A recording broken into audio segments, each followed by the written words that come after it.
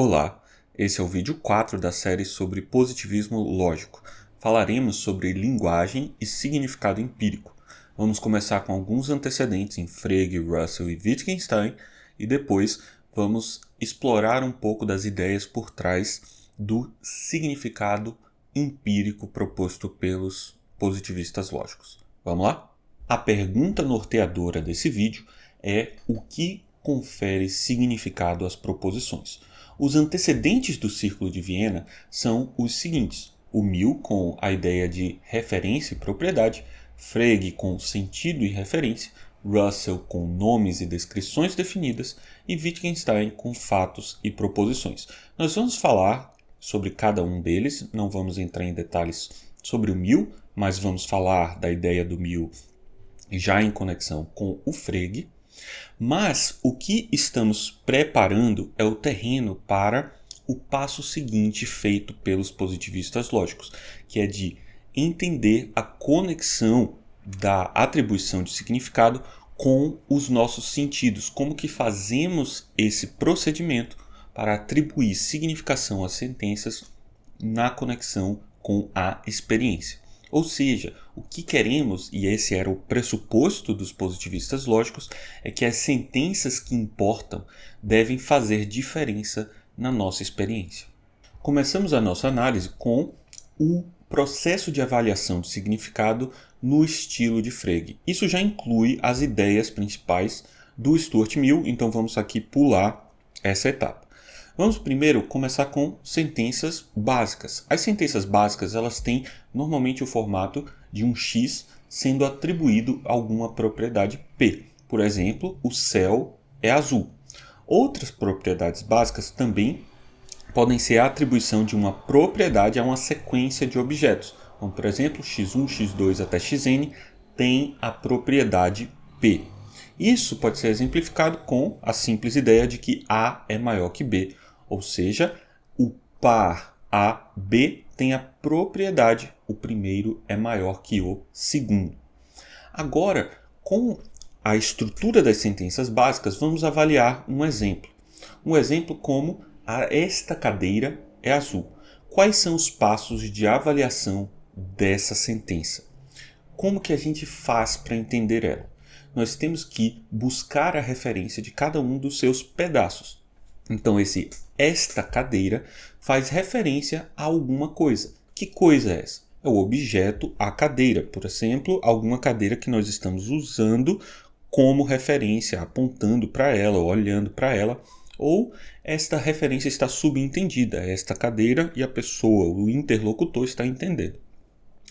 O que se refere o segundo passo dessa sentença, o é azul? Essa parte se refere a um conceito, diferente de um objeto, a uma classe de coisas que tem essa propriedade. Esse era o entendimento do Frege. Um conceito é aquilo que tem significado incompleto, né? Ele não se refere a uma coisa só, ele se refere a uma classe de coisas. Bom, agora que nós sabemos essas duas partes que compõem a sentença se refere ao quê? Na filosofia do Frege, a sentença é algo com significado completo e isso se refere ao seu valor de verdade. Ela é verdadeira ou ela é falsa. E no caso, ela é verdadeira quando o objeto faz de fato parte do conceito. Então, a ideia é, nós buscamos as referências para os termos que ocorrem na sentença e vamos fazendo a composição dessas coisas até entender o significado. O significado da coisa é dado pelo processo de busca das referências e a avaliação de se as referências fazem parte dos conceitos, as partes incompletas da avaliação da sentença. É claro que esse processo de encontrar a referência ainda precisa ser especificado, mas nesse nível de especificação a gente já consegue encontrar alguns problemas. Por exemplo, mesmo que nós não saibamos como obter a referência ou se a sentença como um todo é verdadeira ou falsa, nós ainda assim podemos dizer que essa frase é significativa, ela tem algum significado. E é nesse sentido que o Frege vai introduzir um novo conceito em oposição à busca da referência. A ideia é que um termo ou uma linguagem tem sentido e referência. A referência é propriamente a coisa ou conceito referido pelo termo, e o sentido é aquilo que ele diz, o modo de apresentação da coisa referenciada. Por exemplo, nós temos o 26 é igual ao número de estados no Brasil. Veja, 26 de fato é o número de estados do Brasil. Então a referência de 26 é exatamente a mesma que a referência de um número de estados do Brasil.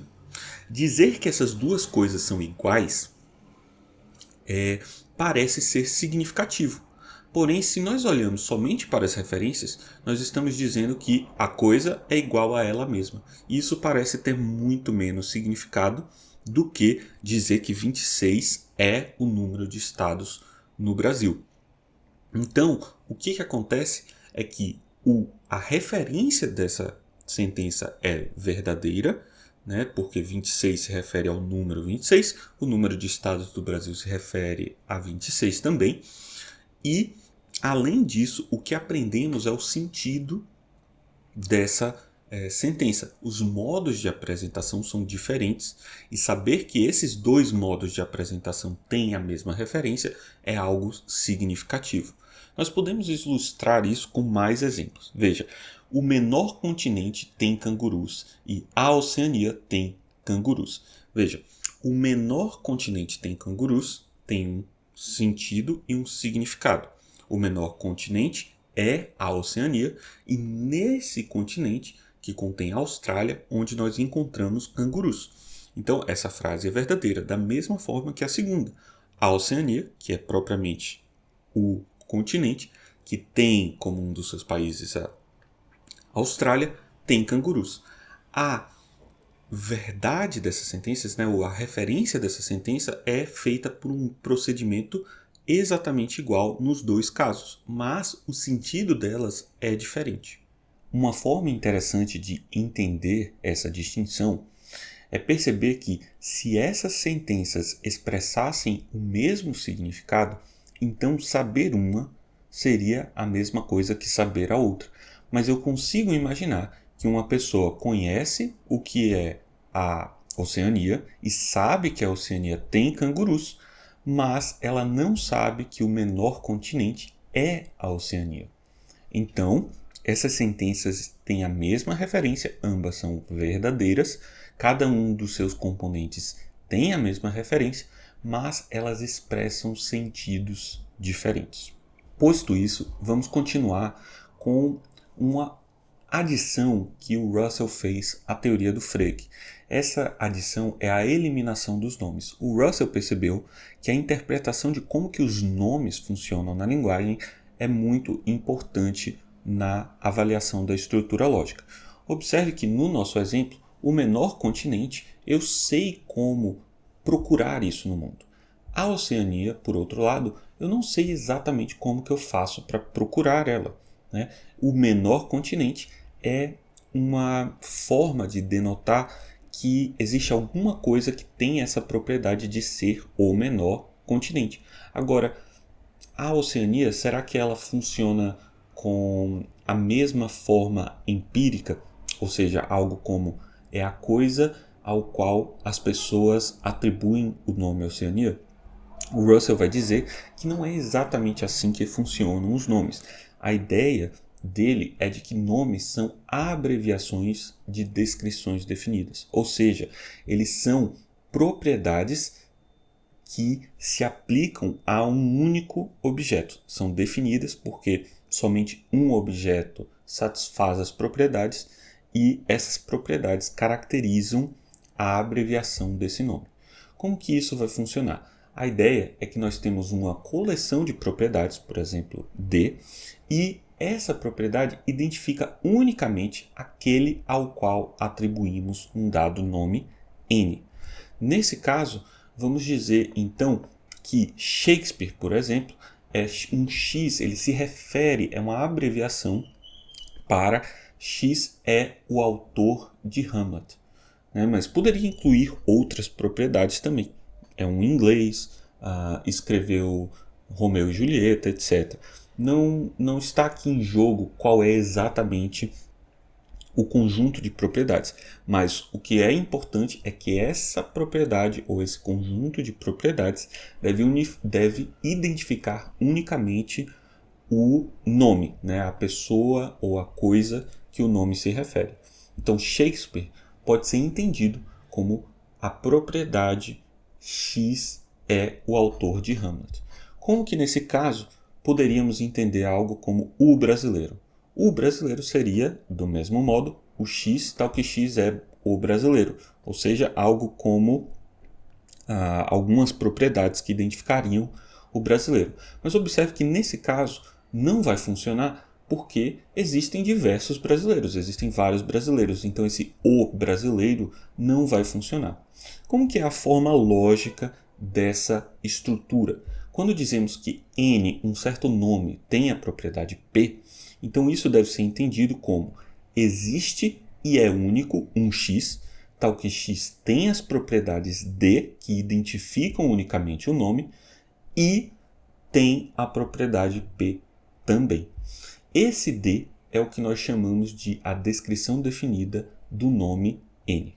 O quadro proposto por Frege e Russell vai ser completado com os trabalhos de Wittgenstein. Ele vai propor a ideia de representação pictórica. A ideia é que a linguagem ela produz uma figura da realidade, e é essa figura que é o significado das proposições. Imagine que temos uma situação como vemos aqui na direita, e nós expressamos a seguinte proposição: existem mais pessoas na direita. Ou falamos, existem 2 pessoas nas cadeiras da esquerda e 3 pessoas nas cadeiras da direita. Cada uma dessas proposições, de algum modo, se conecta de modo adequado com o que está acontecendo aqui na realidade. Mas como que essa situação ocorre? A primeira sentença, ela representa vários estados de coisas, mas ela não representa alguns outros estados de coisas. Essa sentença representa, por exemplo, a situação em que tínhamos 4 pessoas na esquerda e 5 pessoas na direita. Ela também representa a situação em que temos 3 pessoas na esquerda e 4 na direita. E ela representa a situação mais adequada, que é com 2 pessoas na esquerda e 3 pessoas na direita. E observe que a figuração dada pela segunda sentença, ela representa exatamente uma dessas situações. Então, é a correspondência com a figura, né, com a realidade, que vai fazer com que essas sentenças ganhem significado. Observe que a primeira sentença representa em menos detalhes a figura, e a 2 representa de modo melhor, mas ainda assim de modo pictórico. O que quer dizer? Quando avaliamos a 1 em comparação com a 2, nós percebemos que o estado de coisas que a linguagem com essa sentença representa é um estado onde faltam muitos detalhes. Ela tem vários estados possíveis que são compatíveis com o que eu estou falando. A segunda tem menos estados compatíveis, mas ainda assim é uma representação que pode ser compatibilizada com diversas situações. Existem várias outras salas com outras pessoas, com outra iluminação e assim por diante. Toda representação dada pela linguagem é uma representação pictórica de alguma coisa. E a verdade expressa por isso é dada pela correspondência da figura expressa pela proposição com o mundo. Nesse contexto, o Wittgenstein vai fazer uma análise do que faz com que uma sentença tenha ou não significado. Uma sentença tem significado quando ela representa um estado de coisas, mas não representa todos os estados de coisas.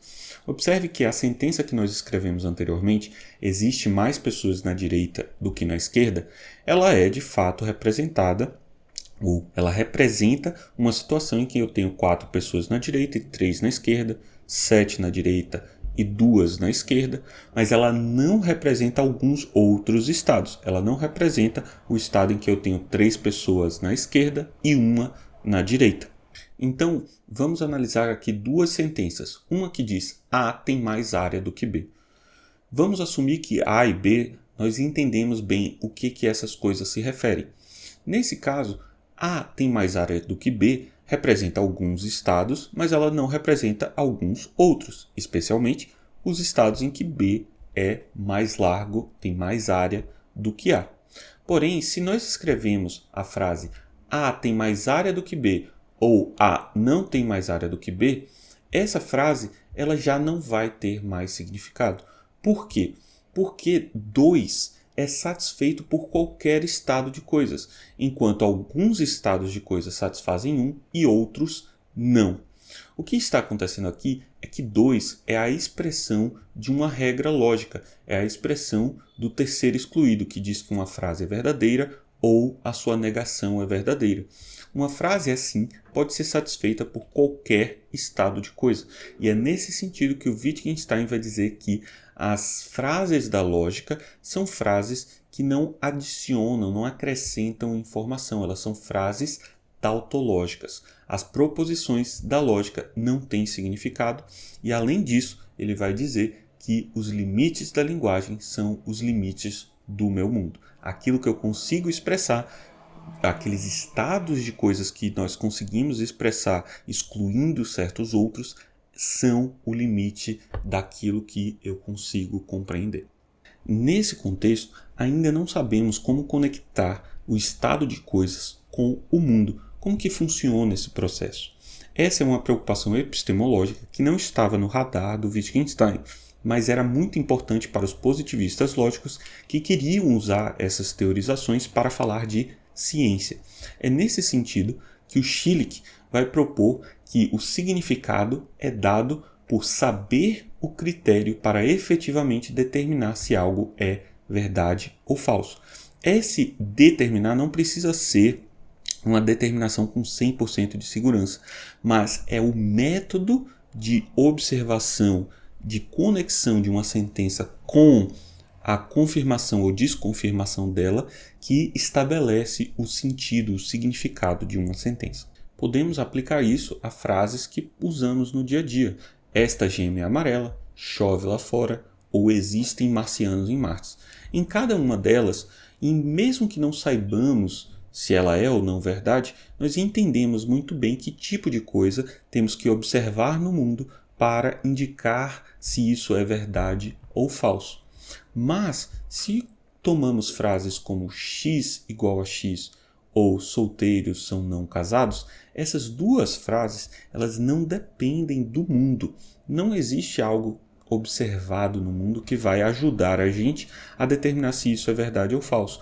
Ambas são verdadeiras. X é simplesmente igual a x e solteiro ser não casado está na definição do que significa ser solteiro.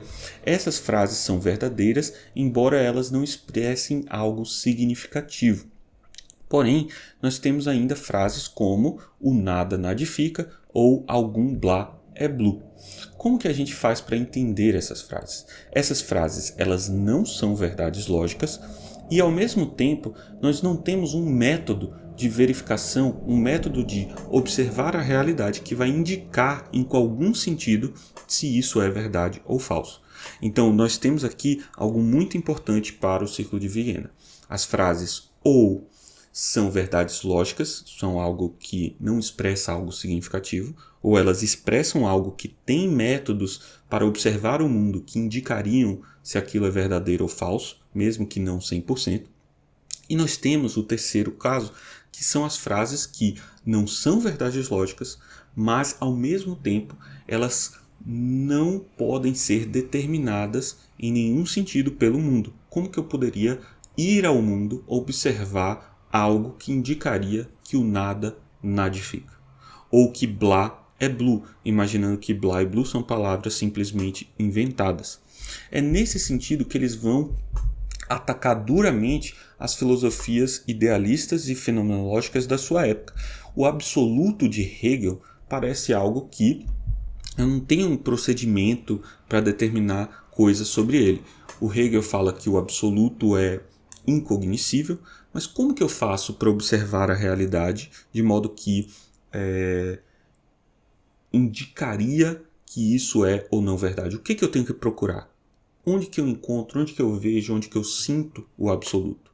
Qual é a diferença de falar do absoluto, que eu não vejo, não sinto, não cheiro, e falar de algo como blá? E essas frases, que não são logicamente verdadeiras, mas ao mesmo tempo não têm uma conexão com o mundo, são aquilo que os positivistas vão dizer que são pseudo-problemas, né? Coisas que falam esse tipo de sentença são os pseudo-problemas da filosofia. É nesse momento que os positivistas vão começar uma análise do que eles chamam de sentenças observacionais. Essas sentenças são aquelas que são imediatamente significativas, coisas que reportam observações imediatas, algo como percebo A como maior que B, percebo A como mais quente que B, vejo a cor vermelho, sinto que isso é quente e assim por diante.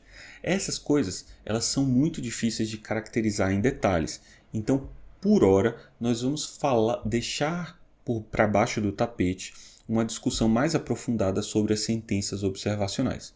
A versão simples que usaremos é que as sentenças observacionais são relatos de observação direta e em primeira pessoa.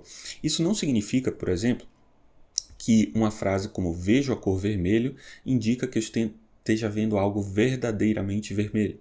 Pode ser que seja uma ilusão de ótica, algum problema no meu aparato visual e assim por diante. Porém, o fato de que eu vejo a cor vermelho é o relato de uma experiência em primeira pessoa e deve ser tomado como verdadeiro enquanto percepção. Que a pessoa vê a cor vermelha é verdade, mesmo que a coisa supostamente vermelha não seja de fato vermelha. O desafio agora para os positivistas é conectar as sentenças observacionais com as teorias científicas. Eles vão fazer um trabalho detalhado de tentar fazer uma conexão dessas sentenças com as sentenças mais complicadas das ciências. Vamos observar aqui que essa conexão ela não é simples. Nós assumimos que as sentenças observacionais são de fato significativas, isso não é tão problemático, embora mais à frente aqui no curso vamos ver isso em um pouco mais de detalhes. Mas agora, se avaliamos uma frase como gemas são amarelas, ao invés de esta gema, o que indicaria a validade disso? Observe que não existe algo que nós poderíamos observar que representaria todas as gemas. Então eu não posso observar algo que indica diretamente que as gemas são amarelas. Eu posso ver esta gema. Então esse é um primeiro problema. Elétron tem massa. O elétron tem massa. Não observamos nem mesmo um elétron, né? Elétron é um construto teórico. Então como que eu posso conectar isso com as minhas sentenças observacionais sem perder o critério de significação dos positivistas? A ideia é, veja, o elétron tem massa parece ser algo significativo, algo que fala do mundo, mas fazer essa conexão com as sentenças observacionais de modo a preservar a validade do critério de significação é uma tarefa muito complicada, que é o que os positivistas vão tentar fazer. Mas isso pode ficar ainda mais dramático. O elétron tem massa de 9,119 10 a menos 31 kg. Onde observamos quilogramas? Quilogramas não são também diretamente observáveis. E frases que às vezes são simples das ciências, né, da física, por exemplo, a frase o período de oscilação de um pêndulo num local onde a gravidade é constante é dado pela expressão 2π, que multiplica a raiz quadrada do comprimento do pêndulo dividido pelo valor da gravidade. Bom, como conectar essa frase com as sentenças observacionais de modo que ainda valha o critério de significação é uma tarefa hercúlea e é isso que eles vão tentar fazer. Concluímos esse vídeo com uma indicação de qual era o critério adotado pelo Círculo de Viena para conectar as sentenças observacionais com sentenças um pouco mais complicadas, sentenças que envolvem termos conceituais. Por exemplo, no caso que nós temos aqui, o ar tem massa. Massa é um termo teórico.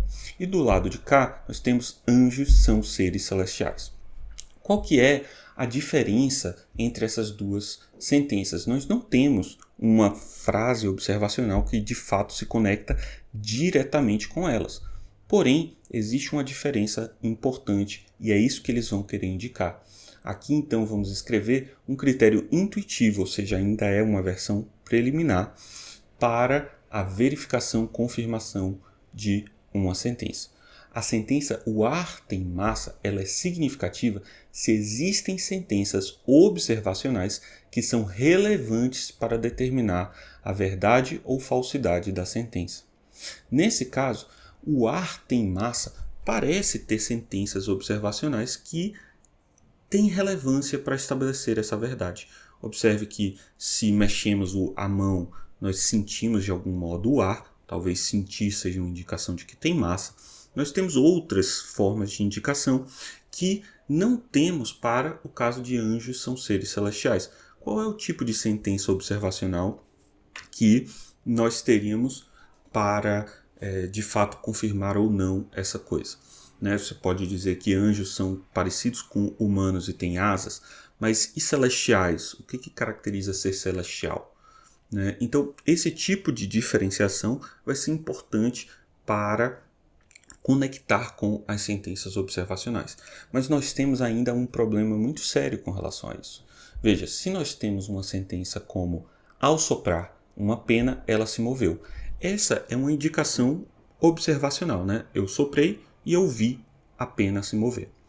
Isso parece indicar que o ar tem massa, mas ele não indica que o ar tem massa sozinho. Eu tenho alguns pressupostos por trás disso. O pressuposto principal é a ideia de que nós temos a lei da inércia e os princípios da colisão. Nós temos no fundo da nossa cabeça, da nossa concepção, a ideia de que ao entrar em contato, ao ter choque com alguma coisa, e essa coisa vem com alguma velocidade, isso, caso tenha massa, vai levar a coisa adiante. Além disso, nós temos a indicação de que penas têm massa. Nós sabemos, temos que ter essa concepção para de fato o ar soprado na pena, ela se moveu, essa sentença observacional, para que ela seja relevante para estabelecer a verdade ou a confirmação, em algum sentido preliminar, de o ar tem massa, nós dependemos de alguns conceitos que estão no contexto desse processo. Então é esse tipo de coisa que vai ser um problema para estabelecer esse critério de verificação, e é esse tipo de problema que nós veremos no próximo vídeo. Muito obrigado e até o próximo vídeo.